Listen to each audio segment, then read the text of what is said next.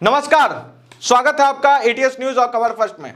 मैं आशुतोष पांडे। देश का सबसे लेटेस्ट ओपिनियन पोल आज आपके सामने होगा। शुरुआत करेंगे तमिलनाडु से और खत्म करेंगे उत्तर प्रदेश की 80 की 80 लोकसभा सीटों की बात करेंगे।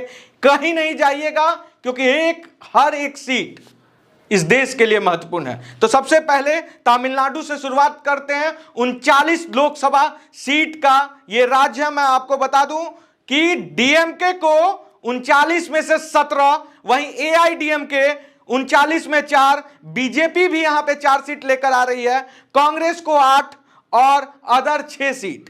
तो ऐसे 39 में अभी चलेंगे। हमारे साथ जुड़े हुए हैं अभिषेक तिवारी जी, जो एडिटर एंड चीफ हैं एटीएस न्यूज के। सबसे पहले स्वागत है सर। तमिलनाडु में बीजेपी को 4 सीट आ रहा है, इसको आप किस तरह से देख रहे हैं? और सर्वे किस तरह का सर्वे रहा तमिलनाडु में, हर वो विश्लेषण बताइए जो हमारे दर्शकों के लिए जरूरी है। नमस्कार आशुतोष जी और सभी दर्शकों को प्रणाम। ये लोकसभा का ओपिनियन पोल जो हमने किया है, जिसका सैंपल साइज मैं दर्शकों को समझा दूं कि लगभग 80,000 लोगों से बातचीत का सैंपल साइज है हमारा पूरे देश में। और आशुतोष जी को आप लोग पहले भी देख चुके हैं, ये हमारा ग्राउंड वर्क करते हैं हमारे लिए। देखिए आशुतोष जी, मैं आपको कुछ गोल्डन सीट्स बताता हूं तमिलनाडु में। देखिए, मैं वोट शेयर पर ज्यादा फोकस रहता हूं। आप जानते हैं शुरू से हमारे और आपके बीच जब बात होती है कि कितनी सीटें आएंगी, मेरे लिए महत्वपूर्ण है कि क्या तमिलनाडु में भारतीय जनता पार्टी जो एक किला है उस किले को भेद रही है, उस किले का पहला दरवाजा तोड़ रही है। तो उसका उत्तर हाँ है।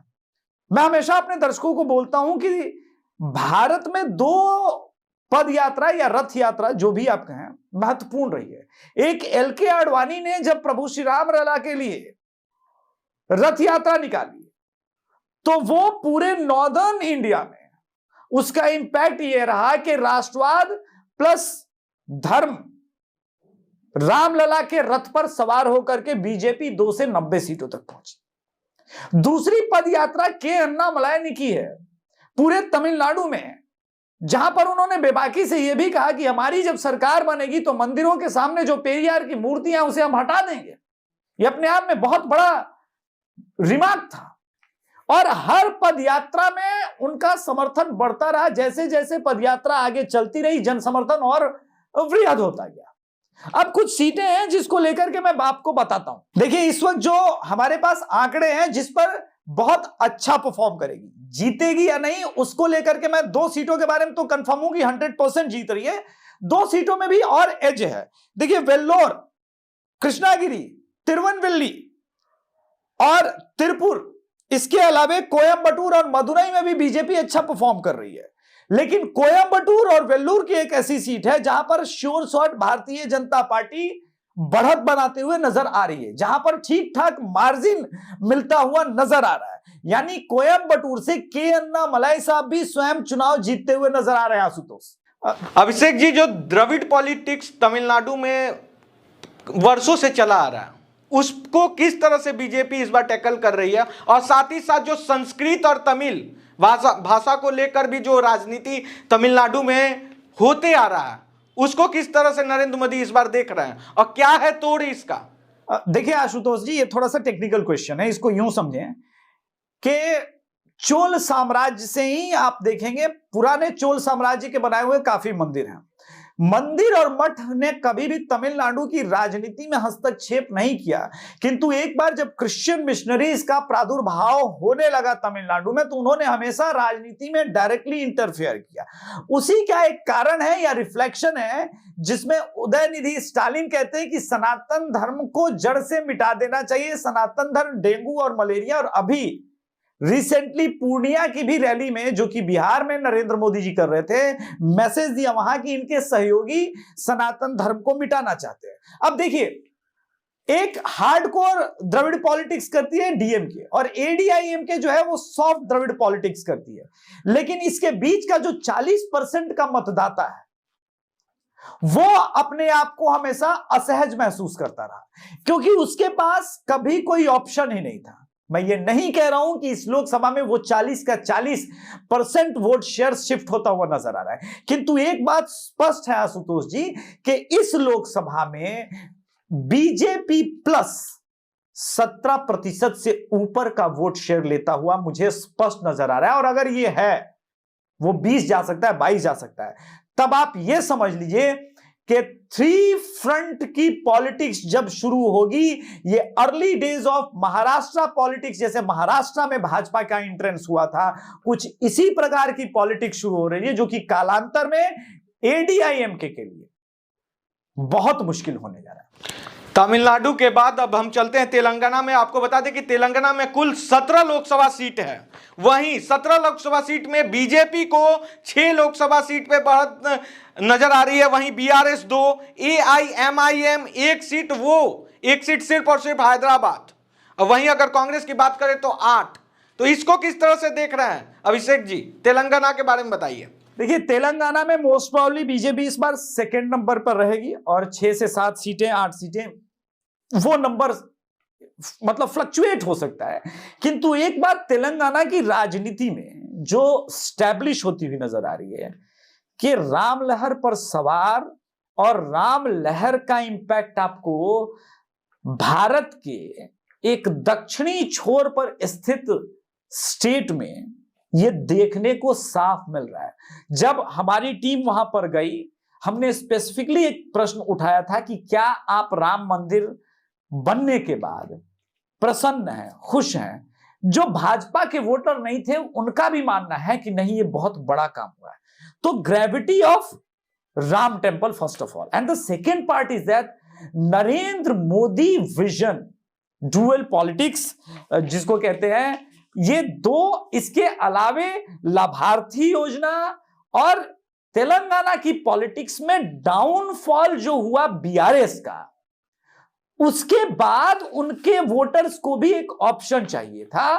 वो ऑप्शन देखिए, अगर विधानसभा में भी बीजेपी ने अच्छे से पहले कैंडिडेट सेलेक्ट किए होते और वो अच्छे से फाइट होती, तो कांग्रेस को मुसीबत हो सकती है। कांग्रेस को वो वोटर वोट कर गए जो भाजपा को वोट करना चाहते थे लोकसभा में, लेकिन विधानसभा में बीजेपी वहां पर ऑप्शन अच्छे से नहीं बन पा रही थी, तो वहां पर वो वोट शिफ्ट हुआ। लेकिन इस बार लोकसभा का चुनाव है, मोदी के नाम पे वोट पड़ना है, राम मंदिर के नाम पर वोट पड़ना है, डेवलपमेंट के नाम पर वोट पड़ना है, जिस प्रकार से नितिन गडकरी ने सड़कें बनाई उस नाम पर वोट पड़ना है।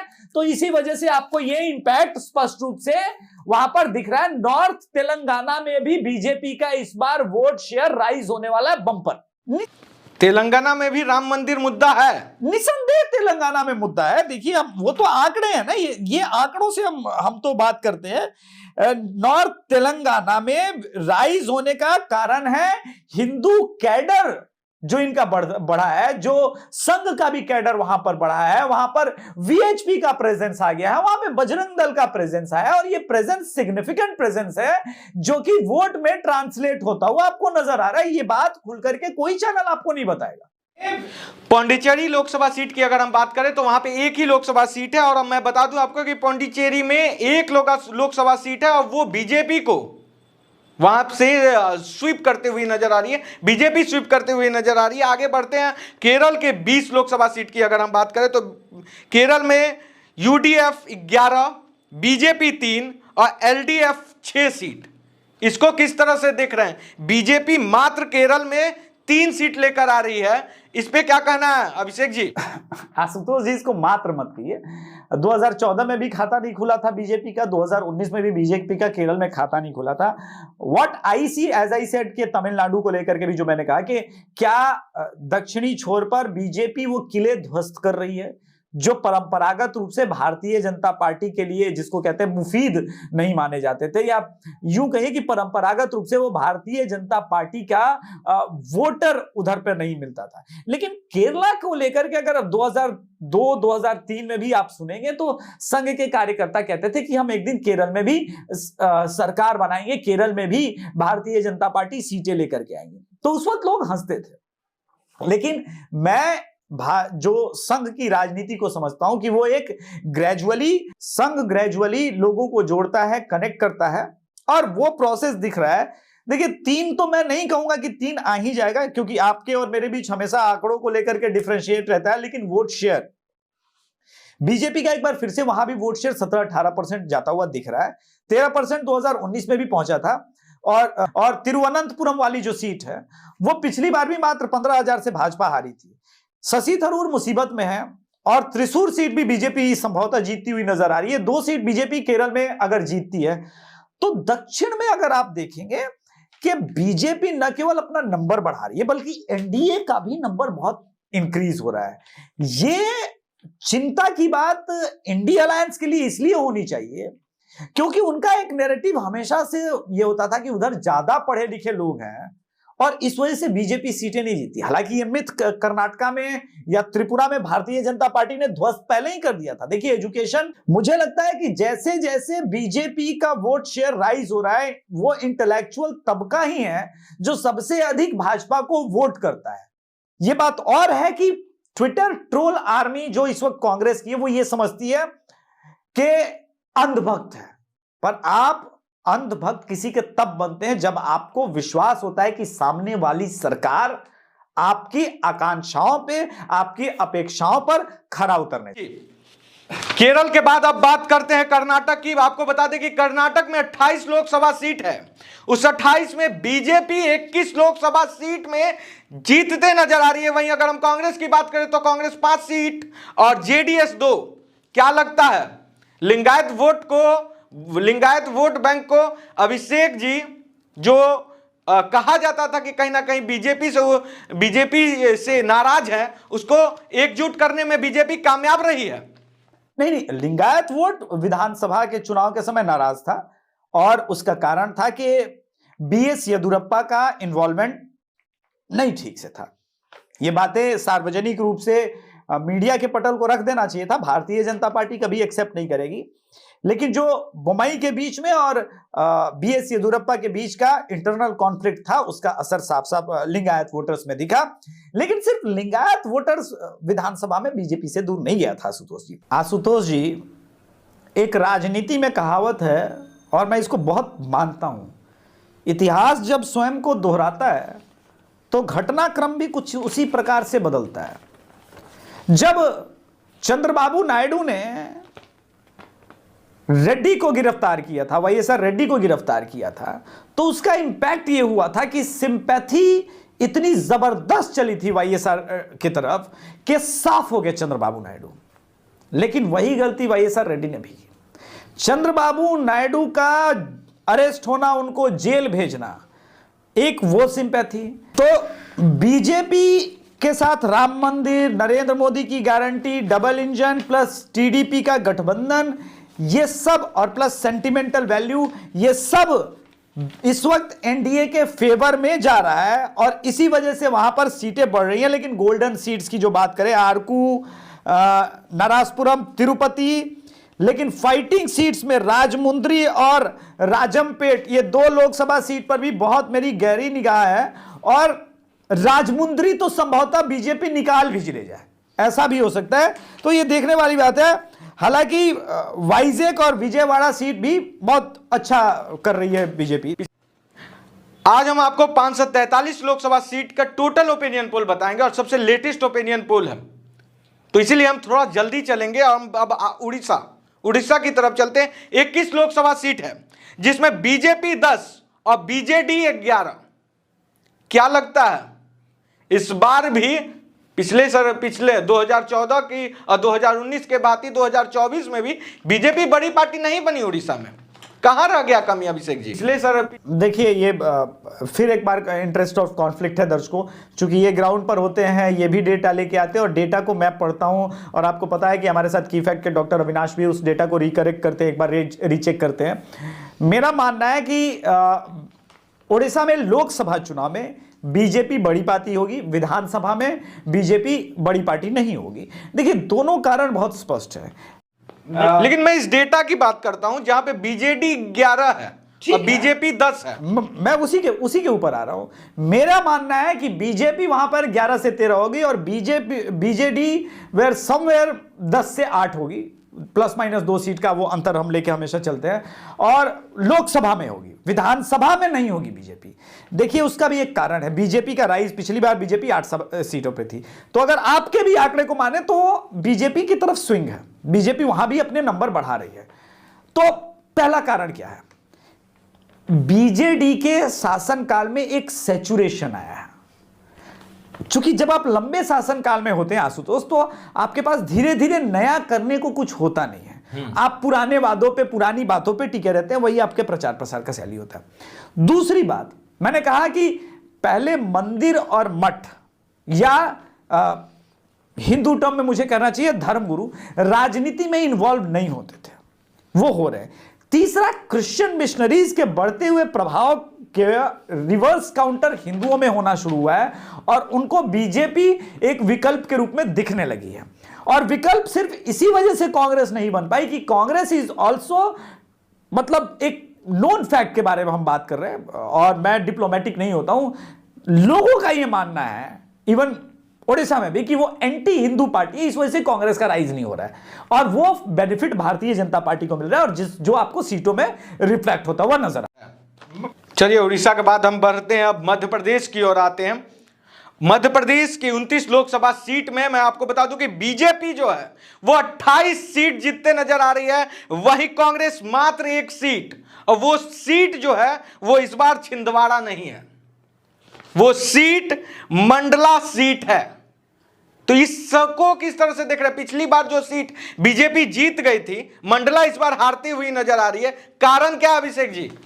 देखिए, मंडला के सांसद के प्रति एंटी इनकम्बेंसी वो एक लोकल फैक्टर उत्पन्न हुआ है। लेकिन मैं अभी भी, देखिए होता क्या है ना कि नाराजगी होती है। मैं लोकसभा को अलग दृष्टिकोण से देखता हूं, नाराजगी होती है, फिर मोदी जी जाके कहते हैं कि मैं भी वहीं पे चलेंगे, नहीं, हम डेटा पे ही चलेंगे, डेटा पे ही चलेंगे। तो मंडला के बारे में मैं तो बता ही रहा हूं कि एक लोकल एंटी इनकम्बेंसी उत्पन्न हो गई है। वो खुद सांसद जो है वहां का, उसको लेकर के कि पिछला बार 5 साल बिल्कुल वहां पर काम नहीं हुआ, खास करके कोविड के टाइम में बहुत नाराजगी उठी थी, जिसका इंपैक्ट आपको दिख रहा है। लेकिन मेरा दृष्टिकोण यह है कि मंडला के अलावे छिंदवाड़ा भी संभवतः 100% क्लियर नहीं। कांग्रेस क्यों नहीं, रोल में क्यों नहीं दिख रही है कांग्रेस? क्या कारण है? मध्य प्रदेश हो गया, छत्तीसगढ़ का डेटा भी लाने वाले हैं। कहां से दिखेगी कांग्रेस? आपके पास दिग्विजय सिंह और उसके पहले कमलनाथ, फिर कमलनाथ, इन 2 नेताओं के अलावे किसी का इन्वॉल्वमेंट नहीं है और कमलनाथ इस बार पूरी तरह से साइलेंट है और दिग्विजय सिंह भी नजर आ नहीं रहे क्या कर रहे हैं। कितनी सभाएं आपने मध्य प्रदेश में करनी शुरू हुई? सेकेंड फेज में तो इलेक्शन है मध्य प्रदेश में भी ना। तो अब क्या है कि मन के हारे हार है, मन के जीते जीत, वो कहानी चल रही है। जो नरेंद्र मोदी जी ने एक साइकोलॉजिकल वेपन दिया ना कि अब की बार 400 पार, ये और ज्यादा डेंट कर रहा है, ये और ज्यादा इनके कॉन्फिडेंस को लूज करा रहा है और इसी वजह से सारी ये सीटें फंसी हुई है। तो संभवतः 28 है, 27 है, या संभवतः लास्ट होते होते 29 भी हो जाएगी। लेकिन मैं देखता हूं सेंटिमेंट वैल्यू, जहां पर वो स्पष्ट रूप से नजर आ रहा है कि बीजेपी के लिए मध्य प्रदेश में लहर है। यही अंडर करेंट जब सभी लोग मध्य प्रदेश विधानसभा में हरा रहे थे, मैंने कहा था कि देखिए 130 तो मुझे दिख रहा है। अभिषेक जी, आपका भी लहर है मध्य प्रदेश में, लोग देखते हैं, अब बोलते हैं कि बंदा जो बोलता है वही हो जाता है। क्या कारण है? कोई मतलब ग्राउंड पे थे और कुछ लोग का यहां तक कहना था कि इतना सटीक एनालिसिस कैसे होता है? मोदी जी से डायरेक्ट बातचीत होती है क्या? नहीं, इसमें मोदी जी से बात करने की क्या जरूरत है? हम खुद, आपको भी पता है, लास्ट टाइम भी हम लोग साथ में थे मध्य प्रदेश में। देखिए, मध्य प्रदेश को विजिट करना, और मेरा मानना है हम लोग ठीक है ग्राउंड पर जाएंगे, हो सकता है ना भी परख पाए कभी कभी, और कभी कभी बिल्कुल परख भी पाएंगे, लेकिन जब आप ग्राउंड पर जाएंगे, रियल लोगों से मिलेंगे जो कि किसी पार्टी से नहीं होंगे, तो आपको एक मूड दिखेगा। हमने 4 क्वेश्चन मध्य प्रदेश या नॉर्दर्न बेल्ट में क्या पूछे? राम मंदिर का इंपैक्ट हमने पूछा, हमने नरेंद्र मोदी जी के काम पूछे, नितिन गडकरी का काम पूछा और विकास की योजनाओं पे बात की। इसके अलावा लाभार्थियों से हम मिले। तो ये एक पैकेज हो गया, लेयर में बीजेपी काम कर रही है। आज भी एक माइंडसेट है खान मार्केट मीडिया का कि भाई हिंदुत्व की पॉलिटिक्स हो रही है। बीजेपी हिंदुत्व की पॉलिटिक्स नहीं कर रही है, सिर्फ बीजेपी हिंदुत्व की कर रही है, नेशनलिज्म की कर रही है, उसके नीचे लाभार्थी योजना कर रही है, उसके ऊपर जो है प्रधानमंत्री मुद्रा लोन है, आयुष्मान कार्ड धारक है, खाते में 80 लाख लोगों को राशन का मिल रहा है। यह पूरा का पूरा एक इकोसिस्टम जनरेट कर रहा है, जिसको कांग्रेस के पास ऐसा कोई प्रोडक्ट नहीं है जो उसको काउंटर कर सके। मध्य प्रदेश से अब छत्तीसगढ़ की ओर बढ़ते हैं और 11 लोकसभा सीट का ये राज क्लीन स्वीप है। बीजेपी का लहर है और 11 का 11 लोकसभा सीट साफ तौर पर बीजेपी की ओर जाते दिख रहा है। इसको अभिषेक जी कैसे देख रहे, क्या हो गया है कांग्रेस को, क्या हो गया है विपक्ष को? जहां कभी छत्तीसगढ़ में राज हुआ करता था, आज अठन्नी चौवन्नी पे आफत है। और ये देखिए, मैं बता रहा हूं कि ये ओपिनियन पोल जो है सबसे बाद में इसलिए आया कि सबसे लेटेस्ट जनता का मूड हमने बापा है, और कहीं ना कहीं चुनाव जो है इर्द गिर्द ही रहेगा इसी ओपिनियन पोल के। बताइए अभिषेक जी। अब 6 महीने पहले आशुतोष जी लेटेस्ट आपने ओपिनियन मैं एक बात और बोल दूं कि जिस जिस जगह आप गए हैं सर्वे करने, छत्तीसगढ़, मध्य प्रदेश, कर्नाटका, बीजेपी के लिए आप शुभ हो या क्या बात है, हमको तो ये नहीं समझ में आ रहा। नहीं, ऐसा कुछ नहीं है। विधानसभा में तो कर्नाटका में मैंने बोला था कि बीजेपी सेकंड नंबर पे रहेगी, लेकिन बहुत बुरी तरह से आ रही है। ऐसा तो सेकंड नंबर का अलग बात है। और कर्नाटक में मैंने 90 सीटें दी थी, जो कि आई 66 ही, तो वो डेटा का होता है। लेकिन छत्तीसगढ़ को लेकर के आप ये समझिए कि जब 6 महीने पहले हम लोग घूम रहे थे तो देश की बाकी मीडिया क्या कह रही थी, अरे छत्तीसगढ़ में कांग्रेस की सरकार बन रही है भाई, विधानसभा जीत रही है भाई। उसके बाद जेवी श्रीराम जी के डेटा के साथ अपना डेटा हम लोगों ने मर्ज किया। पहले तो जेवी श्रीराम सर को भी बहुत बहुत धन्यवाद कि उन्होंने छत्तीसगढ़ के डेटा को एनालाइज करने में, समझने में, इकलौता हम लोग का चैनल था जो सबसे पहले बताया था कि छत्तीसगढ़ बीजेपी जीत रही है, तो वही हुआ। तो ये एक जो है ना आशुतोष, देखो क्या होता है कि अकेले काम करने के बजाय हाथ से हाथ जोड़ करके जब हम काम करते हैं ना, तो समझ में आता है डेटा का क्या मतलब है। छत्तीसगढ़ में मैं क्लीन स्वीप इसीलिए कह रहा हूं क्योंकि मुझे कांग्रेस नजर नहीं आई भाई। देखिए, कांग्रेस और बाकी लोगों को यह बात समझना होगा कि छत्तीसगढ़ में तो भजिया पार्टी होती है, और आप वहां पे चले जाइए, भजिया पार्टी में हरी चटनी के साथ लोग खाते हैं, और वहां पर राजनीतिक चर्चा कर लीजिए, आपको पता चल जाएगा। वो हवाई टाइम चला गया कि लोग उतरे और सर्वे किया वहां के लोगों से, दैनिक भास्कर से, दैनिक जागरण के पत्रकारों से पूछ लिया क्या माहौल चल रहा है, वो होगा नहीं। जो कांग्रेस सरकार ने ब्लंडर किया आशुतोष, वो एक बार फिर से एंटी हिंदू। जैसे ही कांग्रेस सरकार छत्तीसगढ़ में आई, एक बार फिर से मिशनरीज एक्टिवेट हुए, और मिशनरीज एक्टिवेट होने के साथ मास लेवल पे वहां के आदिवासी वनवासी समुदाय के लोगों को कन्वर्जन करने लगे। लेकिन जैसे ही वहां पर आप देखो, बाबा बागेश्वर का इंपैक्ट शुरू हुआ, घर वापसी शुरू हुई, और अब आदिवासी समुदाय अपने आप में इतना जागृत हो गया है ना। और ये नहीं भूलना चाहिए कि सीएम कहां से आया है, उसी समाज के बीच में रहकर के उन्होंने काम किया। तो ये बहुत बड़ी बात है कि भाजपा सभी वर्गों को साध लेती है, और मुख्यमंत्री का इंपैक्ट है आशुतोष। ये इंपैक्ट रिजल्ट के दिन हम 4 जून को डिस्कस करेंगे आगे, लेकिन अभी छत्तीसगढ़ को डिस्कस करने के लिए मेरे पास बहुत कुछ नहीं है। मैं सीधा कह रहा हूं कि क्लीन राजस्थान की ओर बढ़ते हैं, और ऐसे भी कहा जा रहा है विपक्ष की तरफ से, साफ तौर पर यह देश को दर्शाया जा रहा है कि राजपूत जो है वो बीजेपी से नाराज हैं। लेकिन जो हमारा सर्वे है ठीक विपक्ष से उल्टा।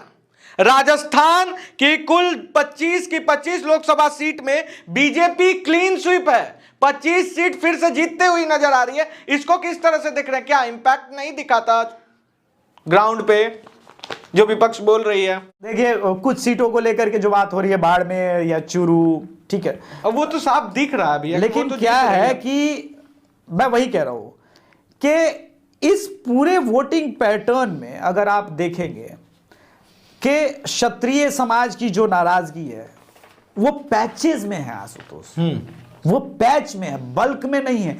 कंप्लीट क्षत्रिय समाज अगर बैकआउट कर चुका होता तब ये रिजल्ट नहीं आता। लेकिन अभी चीजें बहुत बढ़नी है। बाड़मेर को लेकर के अब रविंद्र भाटी का जो राइज है, और उस पर चर्चा लोग दर्शक भी पूछेंगे कि भैया रविंद्र भाटी वाली बाड़मेर वाली सीट कैसे है, बीजेपी जीत रही है।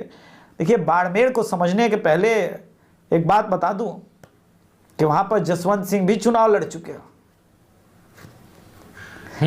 तो ऐसा नहीं है, भाजपा को हराने के लिए इस वक्त मोदी लहर और राम लहर को काउंटर करने के लिए आपके पास बेटर प्रोडक्ट होना चाहिए। राजस्थान में कांग्रेस के पास बेटर प्रोडक्ट छोड़िए, वर्स्ट प्रोडक्ट। क्या विपक्ष के पास राजस्थान में तर्कस में कोई तुनीर नहीं है? देखिए, कब तक सचिन पायलट, अशोक गहलोत, सचिन पायलट का तो वर्चस्व स्वयं अशोक गहलोत ने कांग्रेस के अंदर समाप्त कर दिया है। तो सिलेक्टिव कुछ एरिया में वो रैलीज कर रहे हैं, सभाएं कर रहे हैं, लेकिन आप ये बताइए कि अभी तक राजस्थान की चुनावी सरगर्मियां बढ़ी ही नहीं है। राजस्थान से मुझे फोन आते हैं लोगों के कि भैया लग ही नहीं रहा है कि चुनाव हो। चलिए, राजस्थान के बाद अब हम गुजरात की ओर बढ़ते हैं। गुजरात में टोटल लोकसभा सीट 26 है और 26 की 26 लोकसभा सीट फिर से एक बार मोदी सरकार बनाने में गुजरात के तमाम जो भी वोटर्स हैं वो उनका साफ तौर पे कहना है कि हम एक बार फिर से मोदी जी को जिताना चाहते हैं, इस बार 400 पार कराना चाहते हैं। इसलिए 26 की 26 लोकसभा सीट गुजरात का बीजेपी को जाते नजर आ रहा है। अब आगे बढ़ते हैं, हम दिल्ली की ओर रुख करते हैं। दिल्ली की 7 लोकसभा सीट है, थोड़ा सा इस पे डिस्कशन देखिए, नहीं डिस्कशन की कोई आवश्यकता नहीं है। कन्हैया कुमार भी हार रहे हैं और मैं आपको मार्जिन बता दूं, कम से कम क्या, उसके बाद हम परिणाम बताएंगे। डिस्कशन क्या हुआ, आम आदमी पार्टी अरविंद केजरीवाल का सेंटर पॉइंट दिल्ली है भैया। अब वो वहां से क्लीन स्वीप कर रही है बीजेपी। लोकसभा और विधानसभा के चुनावी मुद्दे अलग अलग हो जाते हैं। 50% से ऊपर का मत मिल रहा है। कांग्रेस को जोड़ ले आइए, हवाई समीकरण है, वाईफाई समीकरण है, कोई समीकरण जोड़ लीजिए। केजरीवाल को तो यह भी भ्रम था कि उनके जेल जाने के बाद पूरा दिल्ली जाम हो जाएगा। हुआ क्या? किसी ने कोई प्रोटेस्ट नहीं किया। आम आदमी पार्टी के लोग ही प्रॉपर ढंग से भीड़ नहीं जुटा पा रहे हैं। 67 सीट 2015 में और 63 2020 में लेकर के आए। तो क्या हुआ? सवाल, प्रश्न यहां पर आशुतोष, प्रश्न यह है कि दिल्ली, गुजरात, ये वो स्टेट्स हैं जो अब डिस्कशन से ऊपर जा चुके हैं। मतलब कन्हैया कुमार हार जाएंगे? बिल्कुल हार रहे हैं और 2 लाख के ऊपर का मार्जिन रहेगा हार का। सिर्फ हार थोड़ी ना रही, इसको हार थोड़ी ना बोलते हैं। देखिए, कन्हैया कुमार की सीट में एंटरटेनमेंट आपको मिलेगा। स्वरा भास्कर, आरफा खानम शेरवानी, बॉलीवुड नचनिया गैंग, ये सब आएगा, नाचेगा, गाएगा। इससे ज्यादा कुछ नहीं है। मनोज तिवारी आराम से सीट निकाल। बढ़ते हुए अब हम पंजाब की ओर रुख करते हैं। पंजाब में 13 लोकसभा सीट है, जिसमें से बीजेपी 3, कांग्रेस 1, आम आदमी पार्टी का इंपैक्ट देखने को मिला है और यहां पे 8 सीटों पे आम आदमी पार्टी जीतती नजर आ रही है। वहीं अकाली दल 1 सीट जीतते हुए नजर आ रही है। कैसे देख रहे हैं यहां पे पंजाब में क्या हो गया? बीजेपी 3 पर समेटती नजर आ रही है। आम आदमी पार्टी का यहां पे क्रेज देखने को मिलता है, दिल्ली में नहीं। माजरा क्या है? दर्शकों को मैं पहले ही बता दूं कि मैंने जो कल एपिसोड किया था कि बीजेपी पंजाब में चौंका सकती है सभी पोलस्टर को, और आशुतोष भी चौंकेंगे जो हमारे मित्र हैं, भाई हैं, छोटे भाई हैं। इनका भी डेटा है और मैं 2 और डेटा लेकर के बैठा हूं साथ में। पंजाब का ही ये पूरा डेटा मेरे अब तक हाथ में है। मैं जानता हूं कि कॉन्फ्लिक्ट होगा। संभवतः आशुतोष जालंधर सीट पे चरणजीत सिंह चन्नी को जी हाँ, एक जालंधर सीट जहां से वो जीत रहे हैं। अब बीजेपी जो है लुधियाना, गुरदासपुर और अमृतसर जीत रही है। देखिए आशुतोष जी, डेटा कभी कभी जो ±2% होता है, मेरे पास और भी डेटा है क्योंकि पंजाब में 3 ढंग से सर्वे गए हैं। पहले आप गए थे, इसके अलावा हमने अभिलाषा को और पारस जी को भेजा था और मैं स्वयं जा चुका हूं। मेरा मानना है कि हमारे पास जो आंकड़े और डेटा हैं वो डेटा ये बता रहे हैं आशुतोष जी, कंबाइंड डेटा, कि मैं आपसे फिर से अलग राह पकड़ने वाला हूं। पंजाब में भाजपा चौंकाएगी। होशियारपुर, गुरदासपुर, लुधियाना और जिस जलंधर सीट की आप बात कर रहे हैं ना, चरणजीत सिंह चन्नी, वो भी चौंकेंगे। चंडीगढ़ की सीट भी बीजेपी जीतेगी और चंडीगढ़ की सीट में तो कोई डाउट ही नहीं है। मनीष तिवारी बुरी हार हारेंगे चंडीगढ़ में। क्यों? उसका कारण यह है कि चंडीगढ़ में देश का वन ऑफ द सबसे इंटेलेक्चुअल क्लास रहता है और वो बीजेपी को वोट करता है और वो अपने इंटेलेक्चुअल समाज होने का उदाहरण प्रस्तुत करता है बार बार। आप ये नहीं कह सकते कि चंडीगढ़ के सभी लोग अंधभक्त हैं। बार बार चंडीगढ़ में मेरा मानना है बीजेपी अप टू 5 सीट्स जा सकती है। पटियाला सीट पर भी मेरी नजर है, जीतेगी या नहीं पता नहीं, बट बीजेपी विल बहुत अच्छे से अकाली को रिप्लेस कर रही है और उसका कारण वही है, अकालियों का जो एक प्रभुत्व था ना, जो फंडामेंटलिस्ट पर था, उसके वजह से कई सिख कम्युनिटी और हिंदू कम्युनिटी असहज महसूस करती थी। वो वोट शेयर एकदम से शिफ्ट हो रहा है। पंजाब के बाद हम बढ़ते हैं हरियाणा में। हरियाणा में 10 लोकसभा सीट है और 10 लोकसभा सीट में बीजेपी 9 पे बढ़ रही है। बढ़त ही नहीं, ह्यूज मार्जिन से बीजेपी 9 सीट निकालेगी। वहीं कांग्रेस एकमात्र सीट रोहतक, एकमात्र सीट जहां रोहतक है उसमें थोड़ा सा एज है। इसको किस तरह से देखते हैं अभिषेक जी, एग्री कर रहे हैं या नहीं? 100% एग्री कर रहे हैं। वही दीपेंद्र हुड्डा वाली एक रोहतक की सीट है और वही जा नहीं भी है, क्योंकि उसी का मार्जिन भी कम था और वही एक सीट है जो जीत सकते थे परिवार के वजह से, जाट के वजह से, जो कॉम्बिनेशन समझना है, पर वो भी 100% सेफ नहीं है। मैं 9 ही मान के चल रहा हूं और 9 ही आनी चाहिए, पर अंतिम समय तक अगर स्वीप हो जाए तो दर्शक ये मत कहिएगा कि भैया आपने 9 ही बोला था। वो हो सकता है स्वीप, क्योंकि अभी तक स्वयं हुड्डा साहब ने भी ये नहीं कहा कि हम चुनाव लड़ेंगे ही। अगर वो नहीं लड़ते हैं तो खेल पूरी तरह से बदल जाएगा भाई। अब हम बात करते हैं हिमाचल प्रदेश के। हिमाचल प्रदेश के 4 लोकसभा सीट में बीजेपी चारों में क्लीन स्वीप करते हुए नजर आ रही है। थोड़ा सा एज कोई है तो वो मंडी सीट पे है। इस पे मंडी सीट को लेकर क्या दिख रहा है अभिषेक जी, क्योंकि मुझे लगा कि हल्का थोड़ा सा फाइट दिख रहा है वहां पे। देखिए, समय बदलते देर नहीं लगती। महाराष्ट्र की एक घटना दर्शकों को याद दिलाऊं, जब महाविकास अघाड़ी की सरकार थी, कंगना रनौत का घर तोड़ा गया था, ऑफिस तोड़ा गया था, और तब संजय राउत ने कहा था उखाड़ दिया। आज देखिए मंडी से वो चुनाव लड़ रहे हैं। देखिए आशुतोष जी, मंडी से कंगना रनौत के विरुद्ध जो कुछ भी चालें चली जा रही है, सारे षड्यंत्र विफल होंगे और कंगना रनौत हिमाचल की बेटी जीतेगी चुनाव। और सिर्फ चुनाव नहीं जीतेगी, तब वो जिन लोगों ने उखाड़ा था ना, उसके कुकर्मों का परिणाम भी वो सामने लेकर के आएगी। फाइटर लेडी है, वो चुनाव जीत रही है हिमाचल से। हिमाचल स्वीप कर रही है, उत्तराखंड भी स्वीप कर रही है। उस पे भाई यार मुझे लगता है कि वी शुडंट डिस्कस ये 2 और गुजरात और राजस्थान ये स्वीप कर रही है, इस पे कुछ ज्यादा कहने को। उत्तराखंड और हिमाचल प्रदेश क्लीन स्वीप है बीजेपी। आगे बढ़ते हैं हम और सीधे जम्मू कश्मीर की ओर बढ़ेंगे। जम्मू कश्मीर में 6 लोकसभा सीट है, बीजेपी 3 और national Congress 3, Congress 0, PDP 0, DPAP भी 0। अब वहीं आगे अब हम बढ़ते हैं, सीधे झारखंड की ओर आएंगे। 14 लोकसभा सीट है। अब अभिषेक जी, अब हम आ गए हैं अपने लोकल एरिया के तरफ, तो थोड़ा सा ध्यान दीजिएगा। बीजेपी 12, जेएमएम 1 और एजेएसयू जो है 1 सीट लेके आ रही है। जेएमएम राजमहल से जीत रही है और गिरिडीह से एजेएसयू। किस तरह से देखते हैं? नहीं, आजसू का जीतना बनता था। वैसे भी वो गठबंधन का पार्ट है, बीजेपी के अलायंस में है। एनडीए को आप कहना चाहिए था कि 14 में से एनडीए 13 क्लिंच कर रही है। और ये है, देखिए जो कुछ भी चरस बोया था पिछले 4 सालों से सत्ता में आने के बाद हेमंत सोरेन ने, अब उसका परिणाम दिख रहा है, वो निकल रहा है। मुझे तो कांग्रेस कहीं दिख नहीं रही है।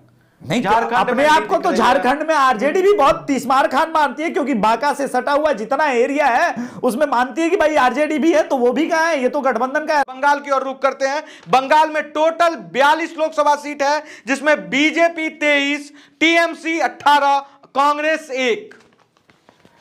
क्या हुआ है बंगाल में? क्या संदेश खाली का मुद्दा जो है इस बार ममता दी पर भारी पड़ा है क्या? और नरेंद्र मोदी रोटी सेकने में कामयाब देखिए आशुतोष, ये सिर्फ संदेश खाली वाला मुद्दा नहीं है। देखिए ये पापों का फल है। एक घड़ा होता है ना जो धीरे धीरे पापों से भर जाता है। आज इम्पैक्ट देखिए, रामनवमी पे हम ये शो जब रिकॉर्ड कर रहे हैं, बात कर रहे हैं, ममता दीदी जिनको राम जी से इतनी परेशानी थी, नफरत थी, वो भी शोभा यात्रा करा रही है। आना पड़ता है, शरण में आना पड़ता है, लेकिन पाप कौन कौन से हैं? सबसे पहले जब 2021 विधानसभा चुनाव से पहले जब शुवेंदु अधिकारी का परिवार तृणमूल कांग्रेस से अलग हुआ था, वो सबसे बड़ा डंट था। और बंगाल का वाटरशेड मोमेंट शुरू हुआ इमीडिएटली जीत के बाद, जो पोस्टपोल वायलेंस हुआ। इस पोस्टपोल वायलेंस के बाद जो एक परिवर्तन आया कि इनको लगा कि हम तो ऐसे ही रूल कर सकते हैं। एनएचआरसी की रिपोर्ट, कोर्ट की लगातार अवमानना, और इनको लगा कि बीजेपी को हमने ध्वस्त कर दिया। लेकिन शुवेंदु अधिकारी टाइम का इंतजार कर रहे थे। पंचायत चुनाव में फिर से जब रक्तपात हुआ, उत्पात मचाया इन्होंने, वहां से धीरे धीरे इकट्ठा शुरू हुआ करना, वापस कैडर बटोरा, अपने वोटर्स को बटोरा, और शुभेंदु अधिकारी जिन्होंने नंदीग्राम को लीड किया था, इस बार वो लीड किए संदेश खाली को। और संदेश खाली में रिजिड रही ममता बनर्जी, और शाहजहां शेख अब न केवल नपा, उसके पहले आप देखिए कि इनके भ्रष्टाचार की पोल खुलती रही। इनका भी, जैसे मनीष सिसोदिया एक शिक्षा मंत्री थे ना, इनका भी शिक्षा मंत्री पार्थ हो गया, न जाने कितने लोग गए, उस पर डिस्कस नहीं करेंगे, वो सब तिहाड़ नापे हुए हैं।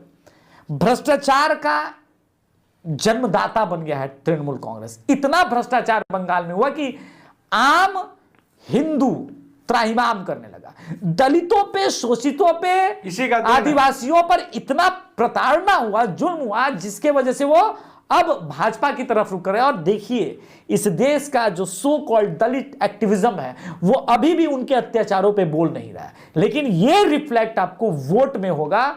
और जो लोग कह रहे हैं ना कि सेंट्रल फोर्सेस चली जा रही हैं, मैं ओपिनियन पोल के दिन का ही वेट कर रहा था। चुनाव के रिजल्ट आने के 1 महीने के भीतर बंगाल में अगर राष्ट्रपति शासन लग जाए तो आप लोग आश्चर्यचकित मत होइएगा जी।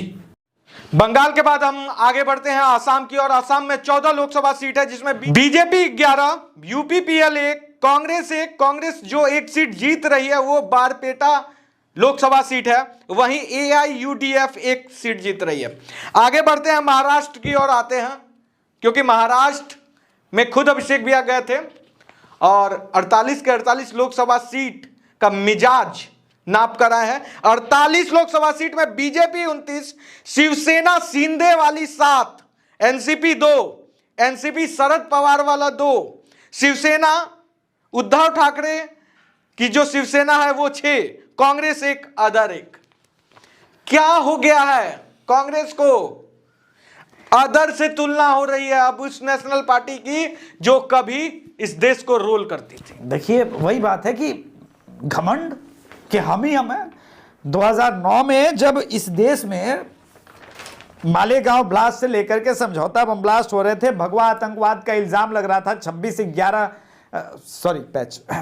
9/11 हुआ, और इन सब पे कहीं ना कहीं एक ही टर्म, भगवा आतंकवाद, इसका परिणाम तो निकलना ही था।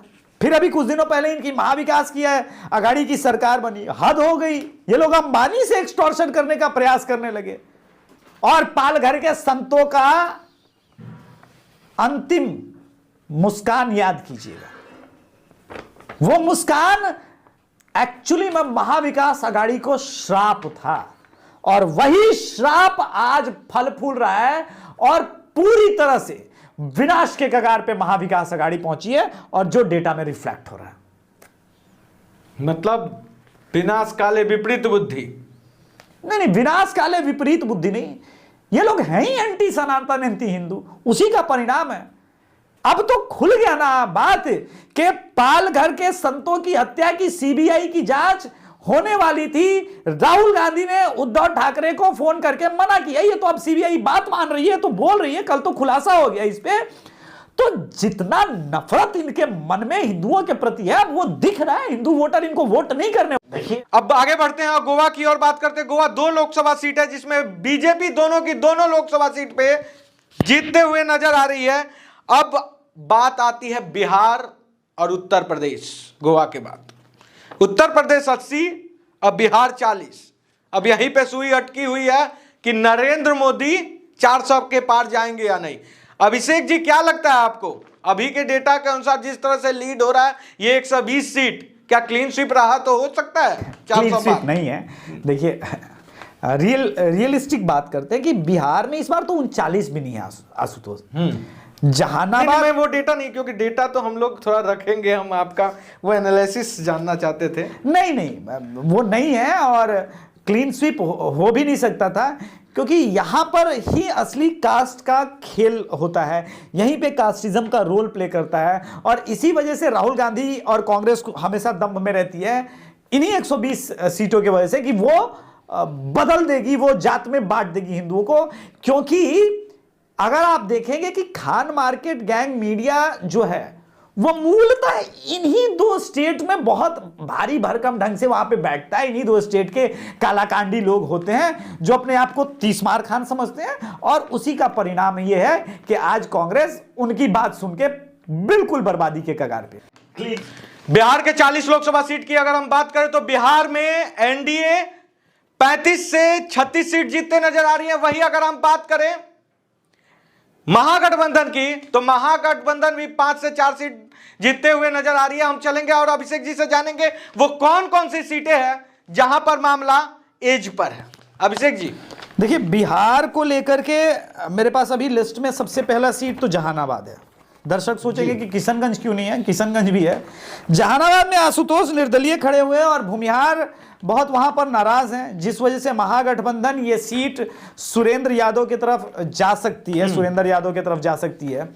अगर आशुतोष 15,000 से कम वोट लेके आएंगे तब चंद्रवंशी के लिए चांसेस बनते हैं। ये डिपेंड करता है कि भूमिहार गुस्से में, क्रोध में नोटा या आशुतोष को कितना वोट करता है। अब दूसरा जो आपने कहा कि 35 जीत सकती है, 36 जीत सकती है, 37 जीत सकती है, देखिए 2 सीट तो गारंटी इस वक्त दिख रहा है कि बीजेपी एनडीए हार रही है। तो एक तो जहानाबाद की सीट है, दूसरी सीट किशनगंज की होगी। मेरा दिख रहा है, मेरे दृष्टिकोण में, कि किशनगंज भी बुरी तरह से फंसी हुई है। लेकिन एक सीट और है जो फंसी हुई है, वो है काराकाट, और फिर वहां पर निर्दलीय फैक्टर है, वो पवन सिंह है। अच्छा, ये भी एनडीए की सीट है। उपेंद्र कुशवाहा, अब एक तो राजपूत की नाराजगी की बात पूरे भारत में उठ रही है, ऊपर से एक राजपूत कैंडिडेट भी खड़ा हो जाता है। अच्छा, औरंगाबाद के पास ही काराकाट पड़ता है। इनफैक्ट काराकाट में एक विधानसभा है, वहां से लवली आनंद एक बार ऑलरेडी विधायिका भी हो चुकी हैं। तो वो सीट भी फंसी फंसी सी लग रही है, लेकिन वो कितना फंसेगी पता नहीं। अब 2 सीट जिसको लेकर के दिल्ली की मीडिया बहुत बेचैन है। किसी ने बीजेपी को सारण हराया है तो किसी ने पाटलिपुत्र हराया है। मेरे दृष्टिकोण में ये दोनों सीट एनडीए जीतती हुई नजर आ रही है। बीजेपी ही यहां पर खड़ी है, बीजेपी जीतती हुई नजर आ रही है। बीजेपी को जो परेशानी है जिस सीट पर, संभवतः वो अररिया हो सकता है। अररिया एक सीट है जहां पर भाजपा के लिए समस्या गंभीर है। इसके अलावे बिहार में कटिहार में दुलारचंद जीत जाएंगे। तो पूर्णिया को समझाइए, क्योंकि देखिए डेटा हमारा बोल रहा है, लेकिन बहुत सारे जो नेशनल मीडिया का जो अभी लेटेस्ट ओपिनियन पोल आया वो साफ हमारे एडिटर्स को मैच ही नहीं कर रहा है। वो पूर्णिया भी हरा रहा है पप्पू यादव का नाम लेकर, जबकि ग्राउंड सेंटीमेंट आप जान रहे हैं। अभिषेक जी, थोड़ा बताइए क्या बात है पूर्णिया का। पूर्णिया को लेकर के हम आंकड़े सिर्फ 2014 के से रिफ्लेक्ट करना शुरू करते हैं ताकि नेशनल मीडिया भी समझे।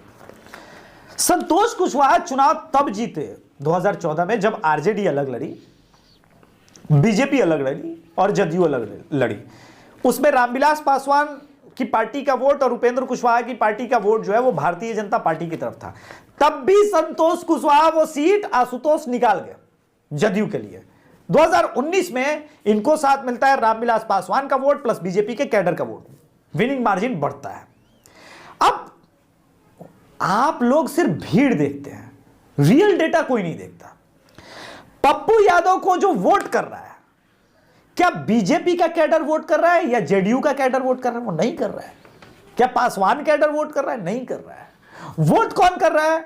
आरजेडी का वोट डेंट हो रहा है। बीमा भारती की तरफ बिल्कुल भी ना जाएगा ऐसा तो है नहीं। यानी पप्पू यादव के राह में रोड़ा संतोष कुशवाहा से बड़ा बीमा भारती है। और अगर पूरा वोट भी एक तरफ चला जाता तब भी वो विनिंग मार्जिन 2.5 लाख का कैसे कम करेंगे? उसके कम करने के ऑप्शन क्या है वो पूर्णिया में इंपॉर्टेंट है। मान लिया जाए कि मुसलमान वोट एक तरफा जा रहा है, तो 2019 में क्या मुसलमान वोट एक तरफा नहीं गया था? डेटा तो यही शो करते हैं। और जो थोड़ा बहुत मुस्लिम वोट बैंक जेडीयू को मिलता आ रहा है वो मिलता रहेगा, क्योंकि मुसलमानों का एक माइंडसेट है कि कम से कम जदयू इस बहाने हमारे लिए रिप्रेजेंटेटिव लोकसभा में पहुंचाती है। यह बात भी समझना है। तो मेरे हिसाब से पूर्णिया सीट बिल्कुल बीजेपी आराम से निकालेगी। अब बात करते हैं हम उत्तर प्रदेश की 80 लोकसभा सीट की। 80 लोकसभा सीट में एनडीए को 75 से 76 लोकसभा सीट जीतते हुए नजर आ रही है। वहीं अगर हम बात कर ले महागठबंधन या इंडिया अलायंस की, तो यहां से 5 से 4 सीट पर इनकी भी जीत होती नजर आ रही है। अभिषेक जी, फिरोजाबाद, मैनपुरी और आजमगढ़ के बाद तो मुझे नहीं दिखता इस बार अमेठी और रायबरेली भी बीजेपी डेंट मारने में कामयाब दिख रही है डेटा पे। क्या कहना चाहते हो? 70 हो जाए, 72 हो जाए, 74 हो जाए, 75 हो जाए, 80 नहीं हो रहा है। एक चीज 80 तो पिछली बार भी नहीं था। बिल्कुल वही 80 नहीं हो रहा है। और दूसरी बात, 64 सीटें 80 में से जो एनडीए लड़ रही है उसमें कोई फाइट नहीं है। मात्र 15 से 16 ऐसी सीटें हैं जहां पर सो कॉल्ड इंडी अलायंस, महागठबंधन, जो XY गठबंधन है वो फाइट कर रही है। अब वो सीटें कौन कौन सी है? उत्तर प्रदेश में इस वक्त रायबरेली, पीलीभीत, आजमगढ़, संभल, प्रतापगढ़, जौनपुर, रामपुर, नगीना, सहारनपुर, घोसी, श्रावस्ती, बिजनौर, कैराना, गाजीपुर, मैनपुरी, बदायूं में थोड़ा बहुत टक्कर दिख रहा है। टक्कर में बोल रहा हूं, मैं ये नहीं कह रहा हूं कि ये सीटें गठबंधन जीत रही है, ना ना ना। जीतने की संभावना है जो मुझे लग रहा है वो आजमगढ़, गाजीपुर, जौनपुर का कारण ही है ना कि धनंजय सिंह की पत्नी को बसपा ने टिकट दिया है, राजपूतों की नाराजगी, और कृपा शंकर कैंडिडेट वैसे नहीं है, और कुशवाहा जी को टिकट मिला है समाजवादी पार्टी से, तो एक वो कारण है, बाबूलाल कुशवाहा को मिला है। तो जौनपुर संभवतः एक फंसा हुआ है, बाकी घोसी थोड़ा बहुत फंसा हुआ है, यानी 74, 75, 73 ये आंकड़ा रह सकता है। बाकी में कोई डाउट मत रखिए। ये लोग जो कह रहे हैं ना मुजफ्फरनगर, कैराना, ये सब हवा हवाई है भाई, सब हवा हवाई है। कैराना भी निकल रहा है, मुजफ्फरनगर भी निकल रहा है। मुजफ्फरनगर का पड़ोसी मुरादाबाद टेक्निकली थोड़ा बहुत फंसा हुआ है। अगर एसटी हसन को मिलता तो बीजेपी वन साइडेड जीतती, पोलराइजेशन होता, पर लोग ये बात नहीं मान रहे हैं। लोगों को लग रहा है कि वो लड़ाई है, एससी हसन मार गया, मुसलमान भी मान गए। अवध का 14 जो लोकसभा सीट है जिसमें सोनिया गांधी का भी सीट आ जाता है, जी। राहुल गांधी का भी सीट आ जाता है, वो दोनों सीट हमारे जो लेटेस्ट ओपिनियन पोल है, रायबरेली में जनता अब साफ तौर पर सोनिया गांधी को नकार चुकी है। वहां का फीवर यह है कि वो सिर्फ राम को वोट देना चाहते हैं, राम के नाम पे इस बार रायबरेली। यही कारण है कि अभी तक कांग्रेस वहां पे उम्मीदवार नहीं उठाई है। क्या लगता है कि इस बार रायबरेली जो आप बोल रहे हैं फाइट मिलेगा या फिर सबसे हल्का वहीं पे चुनाव होगा? नहीं, हल्का नहीं है, फाइट है, एज बीजेपी को है, फाइट है और एज बीजेपी को है। अमेठी में कोई फाइट नहीं, इसलिए मैंने नाम नहीं लिया। उम्मीदवार तो अमेठी में भी नहीं दिया गया है। तो देखिए, कांग्रेस की यही प्रॉब्लम है कि कांग्रेस बिना कैडर, एक कैडर विहीन पार्टी बनती जा रही है। सेवा दल समाप्त हुआ, उसके बाद सोनिया संगठन बना, उसके बाद क्रिश्चियन संगठन होते रहा, एंटी हिंदू होते रहा, अब एक एक करके छोड़ के गए। ये देखने वाली बात है कि रोहन गुप्ता या गौरव बल्लभ या जो संजय निरुपम छोड़ के इधर हाल के दिनों में कांग्रेस को गए, उन्होंने जो गंभीर आरोप लगाया कि मोदी विरोध तो ठीक है, हिंदू विरोध, राम का विरोध, ये जो रणनीति है कांग्रेस को, वो अब अंतिम, जिसको कहते हैं ना लास्ट नेल इन कॉफिन, वो साबित होती हुई नजर आ रही है। आशुतोष जी, सर्वे आपके सामने है। एनडीए की अगर हम बात करें तो एनडीए 392 से 396 की तरफ है। तो हमारे आंकड़े में वो जादुई आंकड़ा जो 400 का है, अब की बार 400 पार। मोदी जी तो नहीं दिख रहे हैं। अभिषेक जी, जाते जाते ये जरूर बता दीजिए आपका क्या है डेटा, कितना सीट मैक्सिमम एनडीए? लोकसभा का चुनाव है, मैं यहाँ पे प्लस माइनस, आशुतोष बहुत मिनिमम गेम खेलता है, इसी वजह से ये होता है। मेरा मानना है कि समवेयर 380 से 398, 99, 400 मुझे दिख नहीं रहा है। हो भी जाएगा तो ये नहीं, लेकिन कांग्रेस के लिए ये एक सहानुभूति की बात हो सकती है कि चलो मोदी जी ने नारा लगाया अब की बार 400 पार, तो 400 तो पार नहीं हो रहा है। लोकसभा चुनाव से जुड़ी हर बड़ी खबर के लिए खबर फर्स्ट और एटीएस न्यूज को लाइक, शेयर, सब्सक्राइब जरूर कीजिएगा। ना स्याही के दोस्त, ना सफेदी के दुश्मन, आईना दिखाना हमारा काम है, हम आईना दिखा देते हैं। जय हिंद।